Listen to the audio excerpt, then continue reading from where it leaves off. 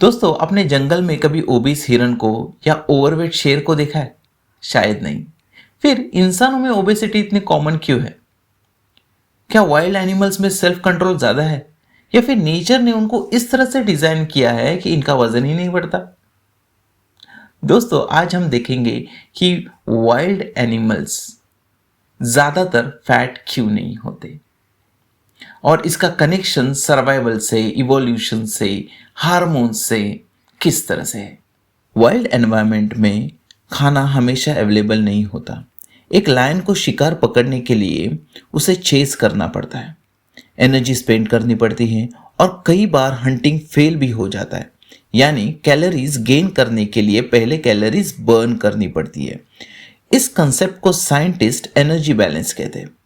Energy balance is equal to calories in minus calories out.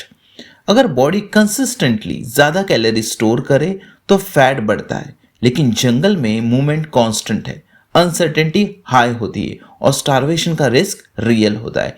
इसलिए body को efficient रहना पड़ता है। हम सोचते हैं कि ज्यादा फैट मतलब ज्यादा सेफ्टी, लेकिन वाइल्ड एनिमल्स में ये एक्स्ट्रा फैट्स एक प्रॉब्लम भी बन सकता है। अगर एक डियर बहुत हेवी हो जाए, उसकी रनिंग स्पीड कम हो सकती है, टर्निंग स्लो हो सकती है, प्रीडेटर से बचना मुश्किल हो सकता है।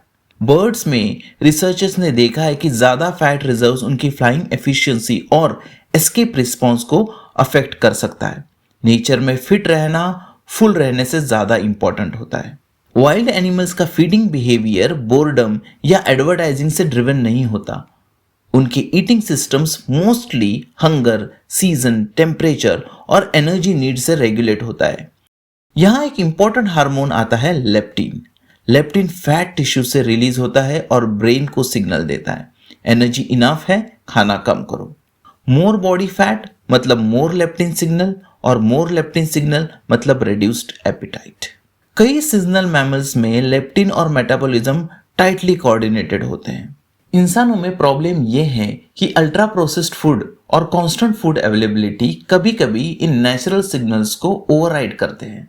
इंटरेस्टिंग बात यह है कि कुछ एनिमल्स टेम्पररीली बहुत फैट स्टोर करते हैं, जैसे बेयर हाइबरनेशन से पहले, स्क्विरल्स विंटर से पहले, माइग्रेटरी बर्ड्स लॉन्ग फ्लाइट से पहले। ये ओबेसिटी नहीं होती, ये सर्वाइवल स्ट्रेटेजी होती है। साइंटिस्ट इसे सीजनल फैटनिंग कहते हैं। उनकी बॉडी स्पेसिफिक सीजन में एपेटाइट इंक्रीज करती है, मेटाबॉलिज्म मॉडिफाई करती है और एनर्जी रिजर्व बिल्ड करती है। फिर विंटर या माइग्रेशन के दौरान वही फैट यूज होता है, यानी फैट स्टोरेज उनके लिए इमरजेंसी बैटरी है। आपने जू एनिमल्स या पेट डॉग्स को ओवरवेट देखा होगा। क्यों? क्योंकि फूड इजी हो जाता है, मूवमेंट कम हो जाती है और सर्वाइवल प्रेशर ऑलमोस्ट खत्म हो जाता है। जब नेचुरल इकोलॉजिकल प्रेशर रिमूव हो जाता है तो वही एनिमल फैट गेन कर सकते हैं। ये इनडायरेक्टली यही दिखाता है कि वाइल्ड एनवायरनमेंट ही बॉडी वेट को रेगुलेट करता है। ह्यूमन ब्रेन एंशिएंट एनवायरनमेंट के लिए इवॉल्व हुआ था। हमारे एंसेस्टर्स के लिए कैलोरी डेंस फूड रेयर था, स्टार्वेशन कॉमन थी, इसलिए ब्रेन ने स्वीट, फैटी और हाई कैलोरी फूड को रिवॉर्डिंग बनाया।